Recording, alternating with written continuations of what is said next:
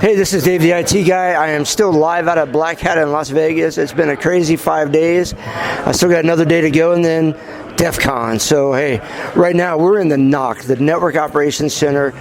Grifter, who I have to keep it low key. This guy is like so important. He's like super secret, NSA. I don't know. Anyway, he's been around this place for about 15 years. So if anybody knows how the network operations system works around here and who to contact or who to block or whatever, this is the guy. So, Grifter, thanks for joining me, bud. Yeah, thanks for having me. Happy to be here. So tell me a little bit about what it takes to start this up. I mean, you obviously didn't show up last Friday and just stand this thing up. What does it take to put the NOC for Blackhat and DEF CON together?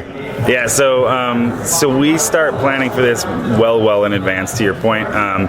So months ago, once we finish up, we wrap the Asia show out in Singapore. That's when we really go into like full on. It's time to get ready for US mode. And so we got together. I'm from Salt Lake City. A couple of the other guys who help out here in the NOC are also from Salt Lake City. So we actually have all of the partners. So RSA and Palo Alto and Ruckus fly out to Salt Lake City. We all get together in the hacker space downtown, and we just hack it out. Like we pull together what the network's going to look like. We argue for 2 days basically about where things are going to go, where the taps are going to go, all that kind of stuff, and when equipment's going to arrive, what that type of equipment should be, and then from there, that's where the real coordination begins, like getting things on site. And I mean, I can't even tell you how many conference calls it is. It's ridiculous. So, I mentioned that in a speech that you gave in the opening the other day, you talked about being around this place 15 years. So tell me a little bit of the difference. The NOC 15 years ago, if it even existed, compared to this year, which is, I think is the largest one so far, right? Yeah, it is the largest one so far. 15 years ago, we had probably a tenth of the number of attendees that we have now. And running the NOC was myself and two other guys, like two of my buddies. Like that was it. Like it was the most ridiculous experience ever. But we had a good time then, and we're still having a good time now. It's just the scale of it has gotten so ridiculous. We used to sit in a little back office. We had, off-the-shelf stuff we'd bought at Fry's, and I think the most commercial thing we had was a Cisco 2600 router, and now it's just like we fill several racks worth of equipment in the MDF downstairs. So it's pretty ridiculous. During your opening the other night, for the people that were here early, you talked about this whole NOC and what you could see people doing, and you jokingly talked about people waiting until they got here to do their Windows updates when they're in the midst of potential black hats and other people who are going to try to play silly games with them. But in reality, how much of that do you see from the dark side, so to speak? Do you see a lot of attempts happening either against you or through this system towards other locations? So that's the thing that's interesting about this network. Because of the conference and the format of the conference, sometimes you see something that looks bad and it's not necessarily bad. It's somebody who's doing a demonstration of a particular attack, or it's somebody who's in a training class doing a lab. So during the training, which is for 4 days prior to the briefings kicking off, the network is mostly bad traffic, but is it bad or is it good bad is the thing. So we kind of have to sift through that and see, what do we actually care about. That's why we don't block any attacks. We monitor the network and we make sure that things aren't being pointed at specifically, like the registration network or our infrastructure, the core infrastructure. But for the most part, we're just like keeping an eye on things. And if we see somebody who's clearly getting out of hand and they're targeting things all over the place, then we know that that's malicious and we'll take care of it as we need to. But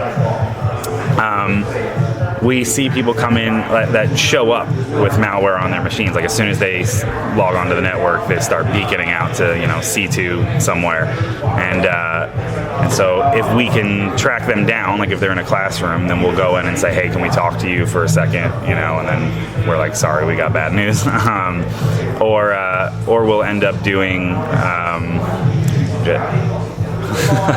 Or we'll end up doing something where it's like, we just go in and say, hi,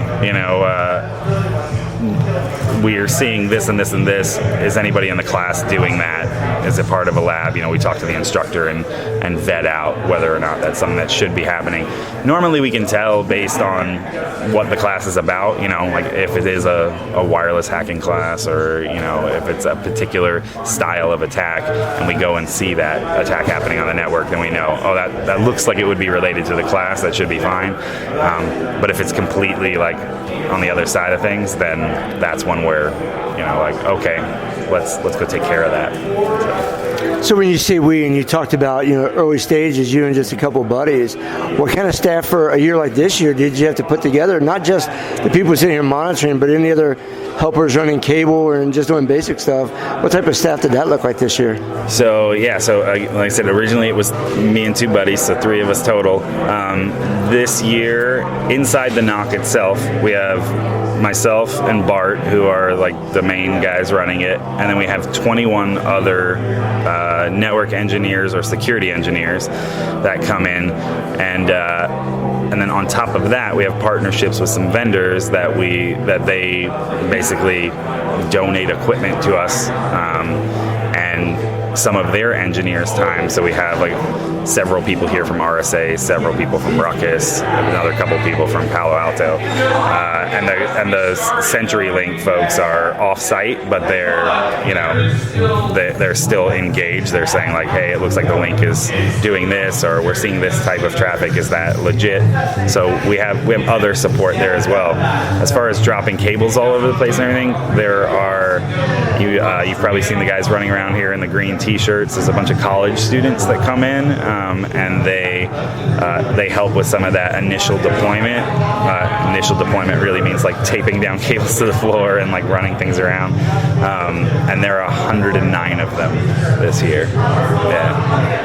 This event every year clearly has grown. I've only been out here, this is my third year of the 20 that's gone on, so I've seen it in chunks. So to me, every year that I do show up, it shows up in my view as, oh my God, it's way different than it used to be. Do you get that same feeling every year, or does it feel smaller to you, more incremental to you? Yeah, for me, it's a little more organic because I run the network for all the shows for the last 15 years. So it's like it happens in stages. Like I go out to the Europe show, which was previously in Amsterdam, is now in London, and then the Asia show, which previously was in Tokyo and is now in Singapore. I went like Singapore, Tokyo, Singapore, or something like that. But so because it happens slow, for me, it's a steady organic growth. But I have, several people who have either, they've helped out one year and then they can't come for a couple of years for whatever reason. Then they come back and they're like, oh my gosh, There are things that are sudden changes, like the keynote yesterday, like being in the event center for the first time, and you're talking about 8,500 seats and lasers and all this, and I'm like, what are these shenanigans? What have we become? So that's definitely different. It used to be just some geek up on stage talking about something, and now the stage is shaped like the Blackhat logo, and there's music thumping and lights flashing all over the place, and it's like we have gone full rock star. Right on. So you mentioned the in the other countries. Compare a little bit for me about going to Singapore or London or anywhere else and the USA version of this event, and how are they different, even whether it be the content or just pure size or number of attendees? What's different about the different events?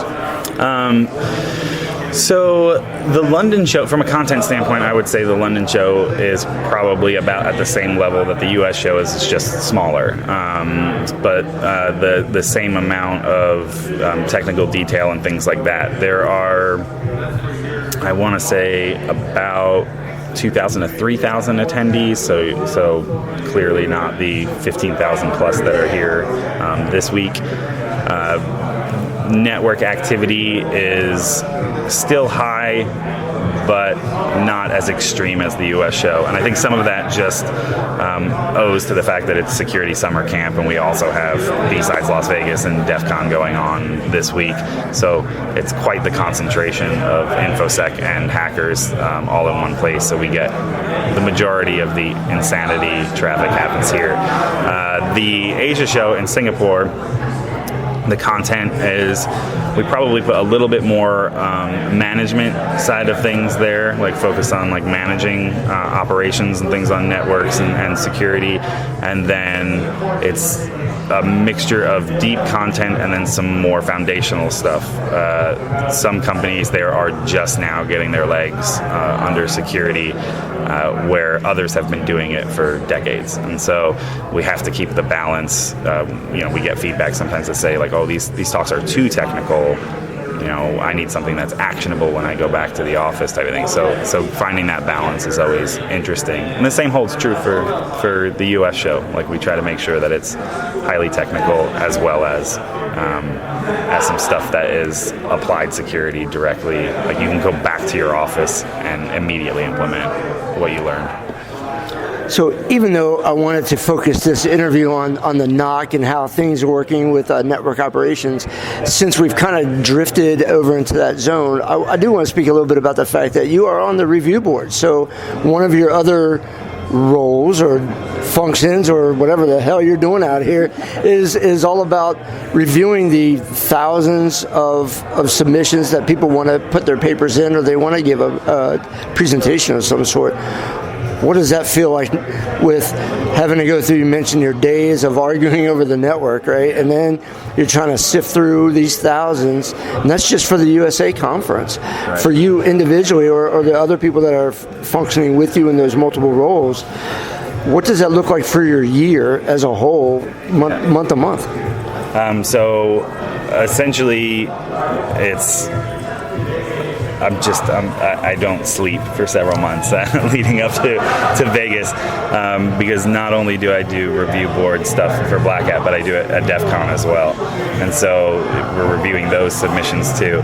It's one thing that's nice about on the Blackhat side is that we, on the review board, we have specializations. So for me, it's DFIR, malware, and network defense, and then applied security.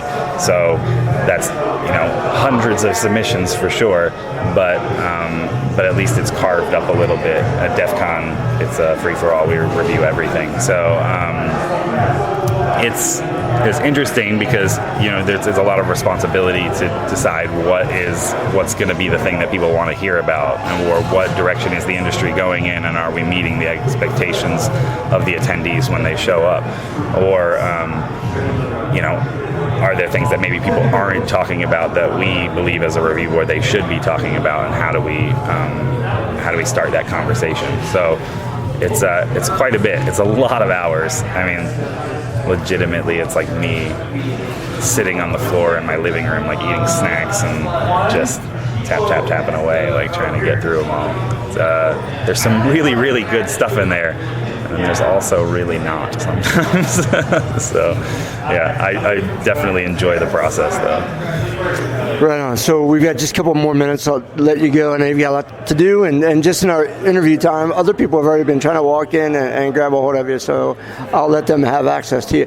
But one last question regarding Vegas, the city. Do you guys do any coordination with the city or the county or the state at some level when this event is happening, so that you are monitoring to make sure that people here aren't trying to hit the ATMs of the casino or something else? And how much coordination does that involve for you guys, if any? Right. So we do coordinate with Mandalay Bay specifically. Like, they have a team. That's something that's always interesting. People think they're like going to come to Las Vegas and they're going to, hack all the things or whatever. And when you think about a casino, what's one thing casinos do real well?